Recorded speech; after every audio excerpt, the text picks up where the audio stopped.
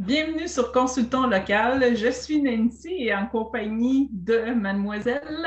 Audrey également, donc mère et fille. Exactement. Puis on a une belle invitée aujourd'hui, c'est Anne-Marie. J'aimerais ça que tu puisses te présenter, Anne-Marie. De quelle région tu viens? Qu'est-ce que tu fais comme métier? Puis c'est quoi ton nom complet? Alors, je m'appelle Anne-Marie Tremblay. Bon, je suis une Tremblay, je suis originaire du Saguenay. Mais maintenant, je suis dans la région de Montréal, je vis à Varennes et je suis hypnothérapeute professionnelle depuis quelques Super. années. Mm. Fait qu'on reste pas très loin un de l'autre et je ne savais même pas. Fait que toi, tu nous parles de l'hypnose. L'hypnose, là, c'est vraiment vaste. Ce qu'on en connaît, nous, c'est vraiment peut-être plus le côté spectacle de l'hypnose. Mais j'aimerais ça que tu nous dises qu'est-ce que ça fait au juste l'hypnose. En fait, l'hypnose, ça remonte à la nuit des temps. On pourrait dire que les anciens chamans, quand ils parlaient avec quelqu'un, ils faisaient une forme d'hypnose.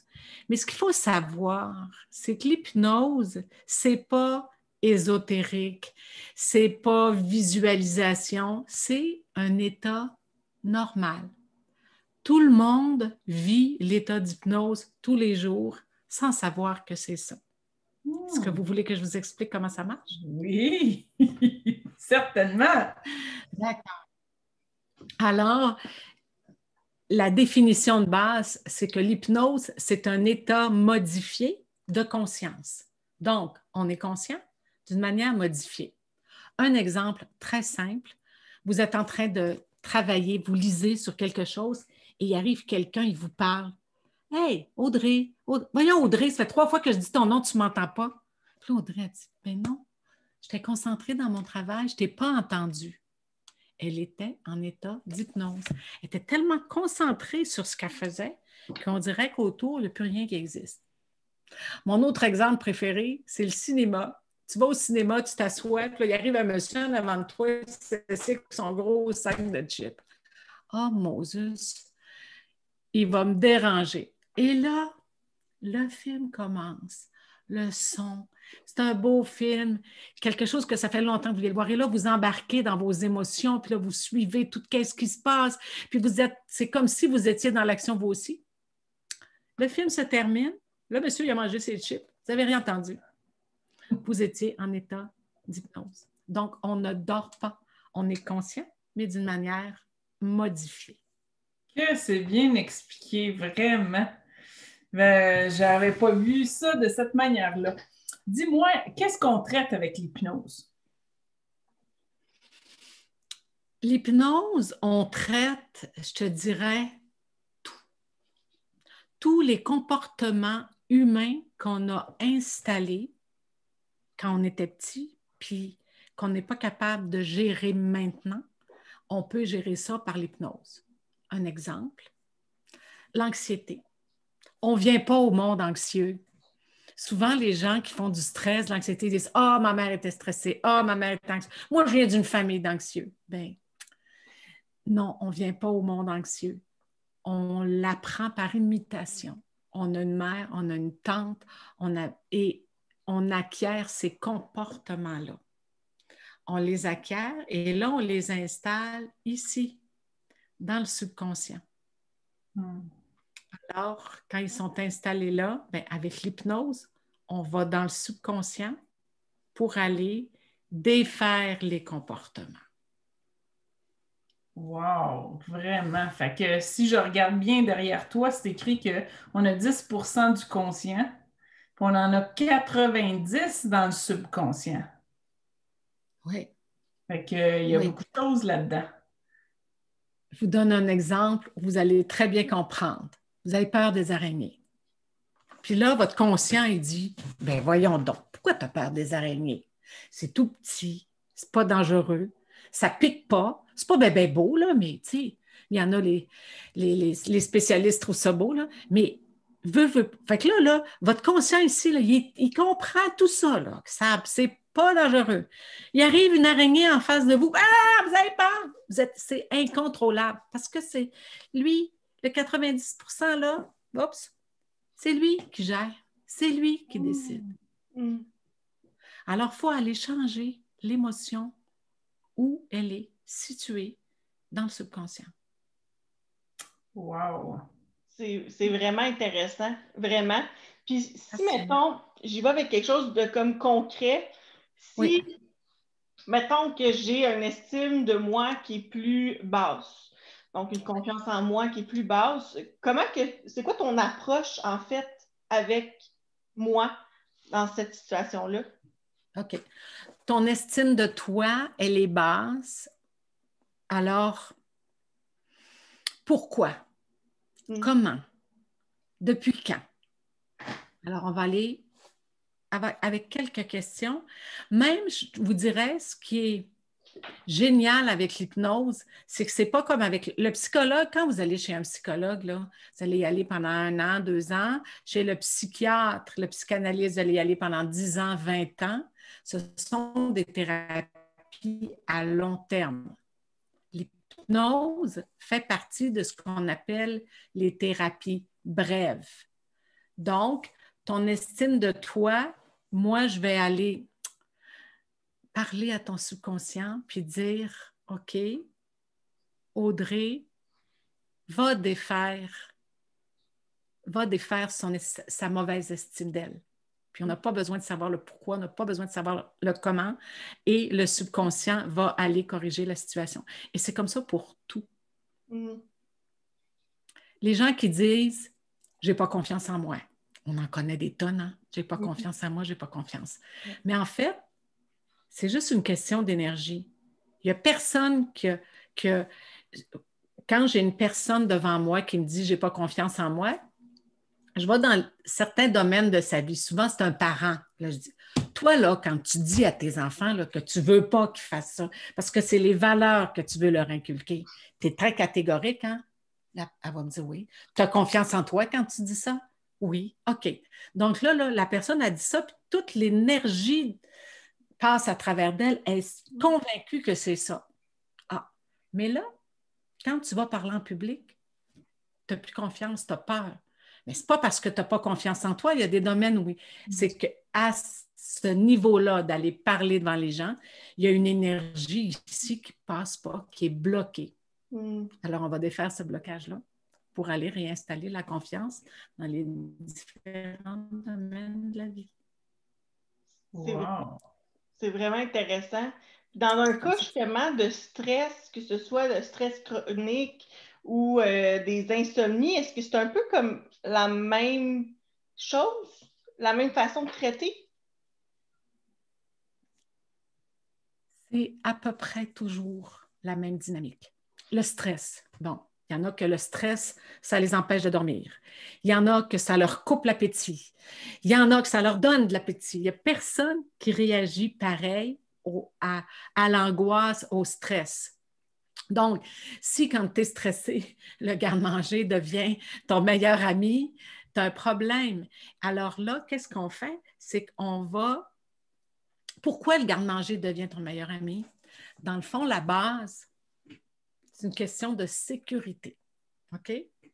Donc, si quand tu es stressé, le fait d'avoir l'estomac plein, ça calme, ça fait descendre le stress, ça te met en sécurité. Parce que, en fait, tous nos comportements sont basés sur, j'étais pour dire l'homme de Cro-Magnon, là, mais sur l'homme de Néandertal, tu sais, là, lui qui allait chasser le mammouth, là, hein, ben, quand il avait chassé son mammouth et qu'il avait dû manger en masse dans sa caverne, là, ben, il était calme. Il y en avait dû manger. Donc, tous nos comportements sont reliés avec la sécurité et l'insécurité. Depuis le mois de mars, avec la COVID, qu'est-ce qu'on vit? Il y a toutes sortes de comportements à cause de l'insécurité. Insécurité financière, familiale, les enfants. L'être humain est un être qui n'aime pas être dérangé dans ses habitudes. Et là, des habitudes, on n'a plus. Pouf, ils ont tout pris le bord. Donc, on va, avec l'hypnose, rétablir. Pourquoi chez telle personne, ça lui coupe de l'appétit, bien, on va aller travailler avec le subconscient pour redonner la sécurité. On va faire la même chose avec le stress. On va faire la même chose avec l'anxiété, avec les tocs. Il y en a qui vont se ronger les ongles, il y en a qui vont se faire des bobos, ils vont se gratter, ils vont faire de l'automutilation. Alors, le stress, l'angoisse amènent différents comportements. Donc, on va travailler dans le subconscient pour aller rétablir le niveau de sécurité. L'être humain, il a 3 besoins. Il a besoin d'amour, il a besoin d'être reconnu, puis il a besoin de sécurité. Et en hypnose, on travaille avec ces 3 besoins-là. Quand ils sont rétablis, qu'ils sont stables, il n'y en a plus de problème. Wow, je suis impressionnée de ce que tu me dis, Anne-Marie. Vraiment, là, je ne pensais pas ça de l'hypnose. Mais là, je voudrais que concrètement, je suis une nouvelle cliente chez toi. Comment ça se passe? C'est des rencontres de combien de temps? En fait, la première rencontre est 1h30 parce qu'il y a une demi-heure, 30 minutes où on va aller faire le tour de la problématique. Première question, c'est pourquoi tu viens me voir? Donc, les gens ont différentes causes. Fait que là, on fait le tour. Qu'est-ce que ça t'empêche d'être dans ta vie? Qu'est-ce que ça t'empêche de faire? Qu'est-ce que ça t'empêche d'avoir? C'est la sécurité, mettons le stress. Qu'est-ce que ça t'empêche d'avoir dans ta vie? Mais ça m'empêche d'avoir des amis, j'aime mieux être chez nous. Qu'est-ce que ça t'empêche de faire? Ça m'empêche de sortir. C'est quoi ce problème-là? Qu'est-ce qui t'a coûté dans ta vie? Bien, il m'a coûté des amis, il m'a coûté... Alors, chacun, dépendamment du problème, va répondre à ces questions-là. Et à partir de là, là, j'utilise différents protocoles pour aller, on fait la séance d'hypnose. La séance comme telle, là, tu fermes les yeux, tu vas en hypnose, là, ça dure en moyenne entre 30 et 45 minutes. Donc, la première séance, c'est 1h30. Les autres séances sont d'à peu près 1 heure. Et comme je l'ai souligné un petit peu tout à l'heure, c'est des thérapies brèves, comme on va directement travailler dans le subconscient. Les résultats sont assez spectaculaires.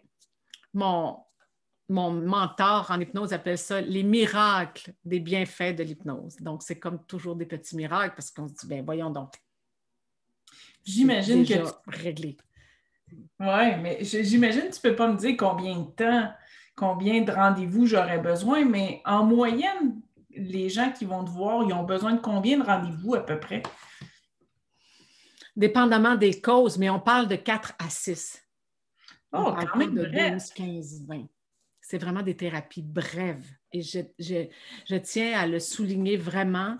L'hypnose fait partie comme des thérapies brèves. Est-ce que vous connaissez la PNL? Oui. Des fois, la PNL est un peu plus connue, programmation neurolinguistique, mais la PNL, elle a été créée dans les années 70 sur des bases de protocoles d'hypnose. C'est de base de l'hypnose, mais dans ces années-là, les médecins américains s'étaient approprié l'hypnose, c'est-à-dire si tu n'étais pas médecin, tu n'avais pas le droit de pratiquer l'hypnose. Oh. Donc, il y a des gens qui ont créé des protocoles sur des protocoles d'hypnose, mais sans mettre la personne en état d'hypnose. Mais c'est de base les mêmes bases. Je vous donne un exemple. Pour être réceptif à l'hypnose, est-ce que tout le monde est hypnotisable? Oui, parce que je vous ai expliqué tout à l'heure que tout le monde le vivait tous les jours. Donc, mettre en confiance avec le client, bien, on fait ce qu'on appelle des fois un yes set. Okay? Une séance de oui. Quand on est dans la vente de quelque chose, vous allez vous acheter une voiture. Alors, le vendeur, il va vous dire, bon, c'est bien, là, vous avez vu la voiture, vous revenez dans le bureau. Puis là, le vendeur dit, bon, c'est bien la couleur que vous vouliez, que vous aimez. Ah oui, c'est la couleur que j'aime. Vous voulez bien des sièges en tissu comme ça? Oui, c'est en plein ça que je veux. Puis, et maintenant, le moteur, la force du moteur. Oui, oui. Bien, après 3 oui, là, il sort le contrat, vous allez signer. Parce que votre subconscient, il est en mode « je dis oui ». Intéressant. Donc, on peut utiliser des techniques comme ça. Oui, oui, exactement. Comme ça. Et une question très importante dans ce temps-ci, vu qu'on vit du confinement, est-ce que c'est à distance ces rencontres-là? Mhm. Moi, j'ai des bureaux à Boucherville, mais en fait, présentement, 95% de mes séances se font comme ça, par Internet, parce que de toute façon, on fait fermer les yeux du client. Quand tu fermes les yeux, entrer à l'intérieur de vous, blablabla, blablabla. Alors, à partir du moment où il y a les yeux fermés, que je sois en face de lui ou l'autre côté de l'écran, comme il m'entend, bien, les résultats sont aussi efficaces. Ouais. Mm. C'est très bien. Fait que je pense que, ben oui, la question qu'on a tous hâte de savoir, parce que j'ai su que c'est pas ta première carrière, ça, Anne-Marie. Fait que donc, qu'est-ce qui t'a amené à t'en aller en hypnose?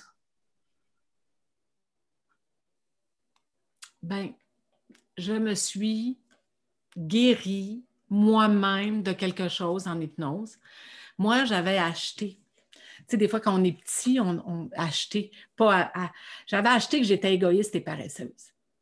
Oh. Tu sais, des fois, dans les situations familiales, là, on sait bien, toi, tu as 85% à l'école, mais si tu travaillais plus, tu n'étais pas paresseuse, tu pourrais avoir 100%. Puis j'étais l'aînée de 6 enfants, puis maman voulait que je l'aide, puis des fois, je bougonnais un petit peu.